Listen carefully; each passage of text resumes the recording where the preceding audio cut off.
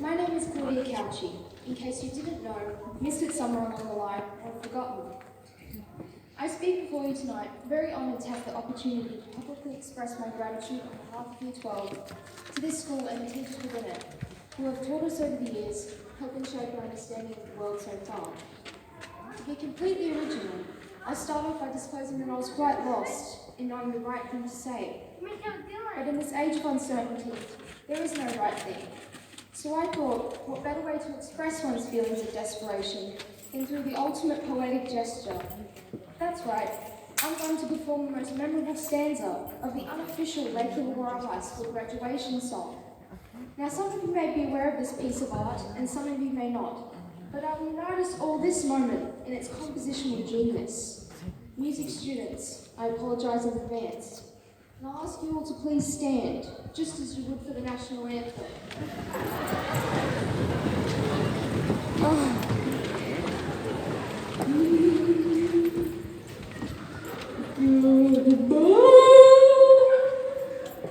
Lake home. We've had our doubts. We've had our tears.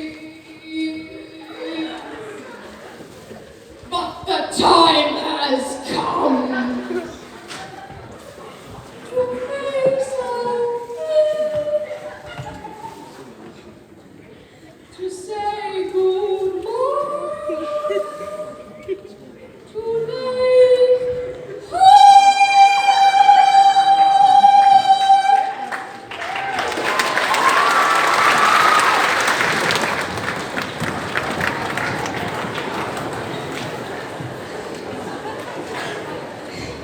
That was the general tone of the song. You may all be seated once again. I don't need to say that because we're already sitting down. I hope it was an enriching experience hearing that just now. Easiest $100 I've made. These last few weeks have been difficult to say the least. Spent trying to process the end. It has compelled us to think a lot about what this all means, what graduating means. Is it as simple as being handed an embellished sheet of cardboard, indicating you no longer have to see Irene to sign inland in order to validate your presence in class? Or does it hold far greater substance? This is a time of celebration, of accomplishment, but also a time to ask ourselves, what next? Some of you probably can't wait to leave, and that's wonderful. Ready to take on the new. Others who make up the inconclusive majority may feel astray without the routine. And I know this for certain, because I watched my ancient history class beg Miss Nicholson for a seating plan. Quite a telling sight, actually. The absurdity of a self-imposed school punishment seemed reasonable for me to believe it was necessary to call in a team of psychiatrists for an in-depth study on the crippling mentality of HSC students. But all it really showed was the innocence of late adolescence, that we were trying to cling on to the familiarity of the past. It is also perfectly natural to have mixed feelings, and not knowing what to feel at all. 13 years is a long time to us, considering our juvenescence. But nevertheless, like every graduating class in the history of the world, we have stuck by each other through the good times and the bad. For example, the average price of a house in Australia has increased by over $300,000 since we left primary school, making it nearly impossible for most of us to even imagine ourselves moving away from home. But on the plus side, Nicki Minaj has recently announced her retirement.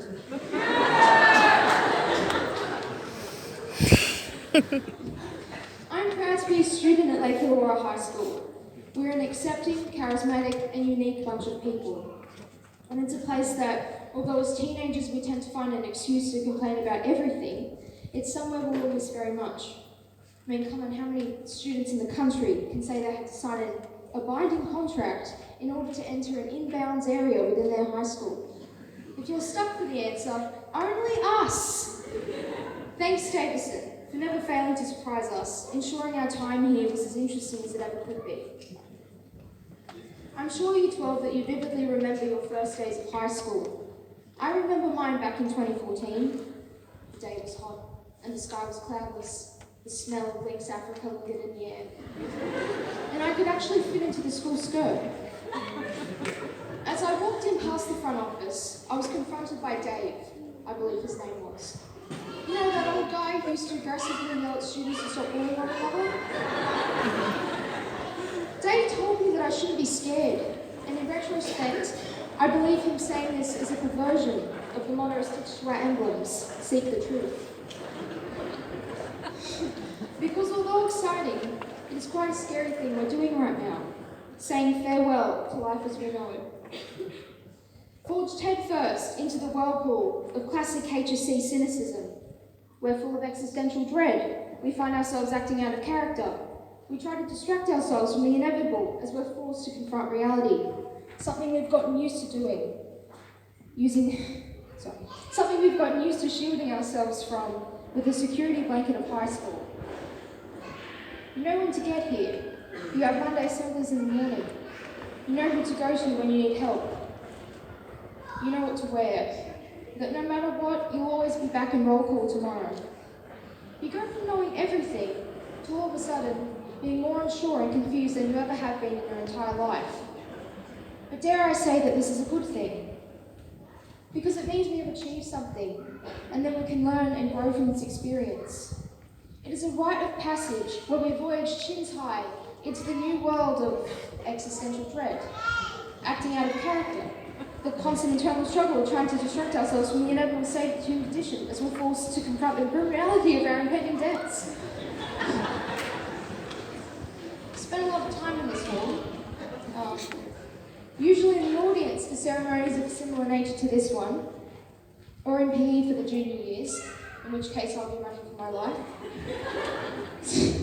So it is quite an eerie experience standing on this side of things, declaring that I won't ever be here again, or if you don't count local, state and federal elections, which by the way, Year 12, once you turn 18, please do your research and vote. It is very important, authorised by New South Wales, College, Sydney.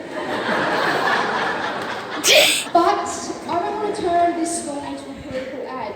Besides, the executive have already worked very hard to do that for me. Though in all sincerity, you shouldn't need a grand enticement scheme in order to be convinced that one should attend Lake High, with gripping new features such as a blow-up crop of planet Earth, the promise of playing bongos in the cola, or Mary Ann Sullivan's face. Future high school students should need no other incentive than looking around at the graduating class of 2019. For this school has prepared us to take on anything the outside world's grinding course may throw in our faces, with the exception of a little dodgeball.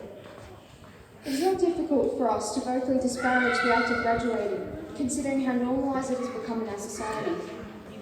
We are called the most educated generation in history, and the highest school certificate is the most popular school credential in Australia this year. It seems in figures an effortless task, but having experienced it, we know reality is quite the contrary. This occasion is significant on both a personal and collective level. Not everybody gets here. We started out with 126 naive little plebeians, and tonight we see but 56 bright young adults.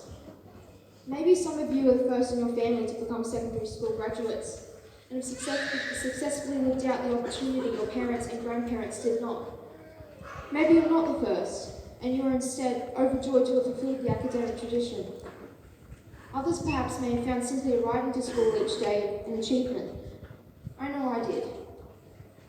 It must mean something to you. Otherwise you wouldn't be seated amongst your classmates looking rather stylish, wearing gowns on hire from the out-of-order girls' bathroom upstairs.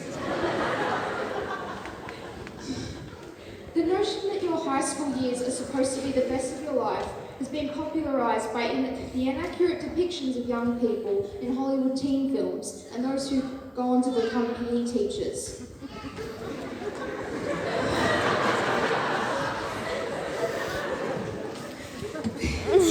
Because my schooling experience has largely been spent procrastinating and passive aggression, uncomfortable in those ergonomic plastic chairs starting to weather at the back, frustrated as I upheld my misconstrued reputation so gracefully as CC the teepee, actively avoiding fervent debates with our educators so we do not waste time trying to get through a syllabus made by sadistic subhuman beings who bear the emotional intelligence of used toothbrushes, and seem detached from our modern concept of regular standard time. trying to say is, the best years of your life are yet to come, but they are only attainable once you survive the years that you just have. That's the interesting thing. Generally, when people talk about completing school today, they use the word survive, as if to say getting through it is some kind of battleground for technology-obsessed pubescent weirdos. Thinking about this makes our year's gift to the school, a defibrillator, seem almost non-coincidental. But the word does have weight, for we have survived one bomb threat, 2 school shooting hoaxes where we were forced to flee to the western fields, as opposed to being safely locked down in our classrooms. 3 prime ministers, 4 break-ins, where they stole dice from the maths room. The rise and fall of Mr. Rogers. 7 deputies, numerous fire drills, 11 rounds of tests under official exam conditions, and 1,230 hours of school had you attended each day you were supposed to. Though not counting the homework, independent study, and the arduous hours spent completing formal assessment tasks. A great deal of mentally taxing chores which has allowed you to graduate this evening. We have come to the Oscar-esque part of the speech, where I have the great pleasure of thanking specific individuals who have had a substantial impact on our time here at Lake. I will ask you to please not hold your applause to the end. First of all, we have Miss Sweeney's replacement.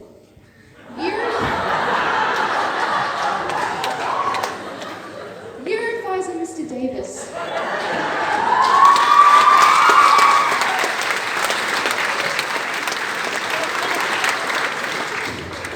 Thank you for being Year 12's main source of inspiration. But whenever we felt our confidence be shaken under Nessa's throttle, whenever we looked in the mirror and told ourselves, I will never make it, all we had to do was look to you. Because if Davis could do it, a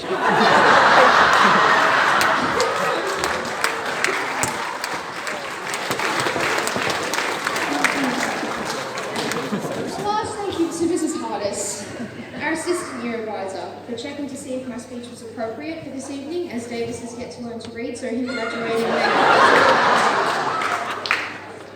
it's a big thing. As well as single-handedly organising our call.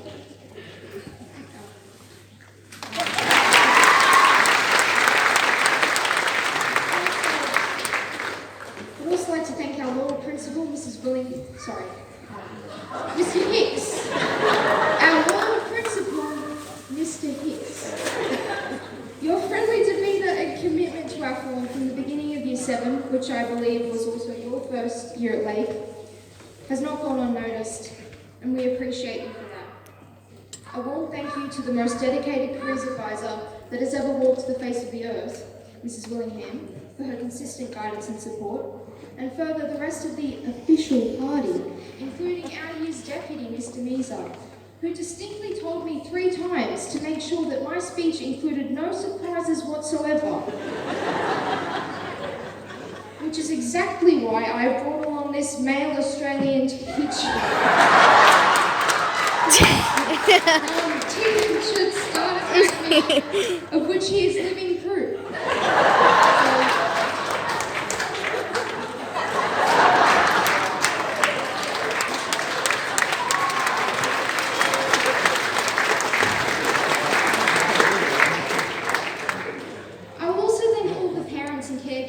Who have effectively kept us alive during a time where we joke of putting ourselves in physical danger in order to escape having to sit our exams. For without our guardians, none of this would be possible. They give us food, money, shelter, and most of all, they have put up with our summer woes and teenage rage for the past 6 years. We owe them everything. I'd like to also personally thank Dimity Fazell for assisting me in the composition of this speech.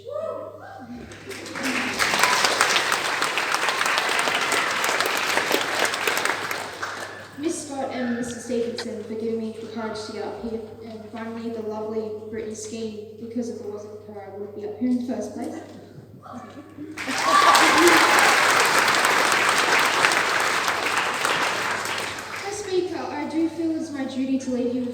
profound before I attempt to wrap up what seems to be impossible to encapsulate the time we have. I'll clarify that I'm not trying to change your life by means of motivational rhetoric, leading to the unsurpassed realization of the true meaning of life, but I feel this needs to be said. Over the 6 years I've attended Lake, I found it difficult not to be bothered somewhat in observing the population of the school. One thing that has caught my attention in particular to this cohort is the lack of self-belief amongst the students. I find it incredibly sad yet understandable to a degree that some of you may feel this way, that you are not worthy of the things that you wish to achieve. I ask that you please try to distance yourselves from the negative pre-existing notions and labels that you place upon your existence simply because you do not attend a school that administers the word of God for $10,000 a year. We should be grateful for our freedom in not being condemned to want to learn, but encouraged to improve ourselves in becoming more whole and responsible human beings, treating each other with the respect and compassion that we all deserve. Of course, these valuable lessons are only made possible through the wearing of our uniform, clearly, which you can now allow your peers to sign, as I've seen many of you doing earlier today in frantic anticipation. Donate to the school or watch disintegrate in a bonfire along with the other subject notebooks you've been saving all these years for this very special time of day. I wish everyone the best in their future endeavours, in whatever avenue or path you choose to take, and the dreams they entail. For this place in which we stand has allowed us the capacity to chase after them. And in your pursuits, I encourage you all not to worry about what others may think of you, for others will always think, and you are more than what you perceive yourself to be. This seems a perfectly obvious statement to make, and that's because it is. But sometimes it's easy to forget what is most important. When you reflect on your high school experience, perhaps a person will come to mind. A friend, a teacher, a significant other, or a group of people you will always be thankful for. Maybe it's a classroom, a certain little spot you claimed as your own and sat at religiously during lunchtimes, or a wistful poem graffitied on the back of a toilet stool door. The way you felt walking in through the school gates every day, or the relief you felt when the final bell went, something you might find yourself missing. Whatever image or sensation it may be, let's remember to cherish the memories we have made here, as we move on to bigger things, that we never forget where we came from. I trust that everyone has been studying for their final exams. I look forward to seeing everyone tomorrow and further at the formal. Congratulations, guinea pigs of 2019. I welcome you in tossing your invisible graduation caps over your heads, and believe you should be proud of your perseverance. Thank you for listening.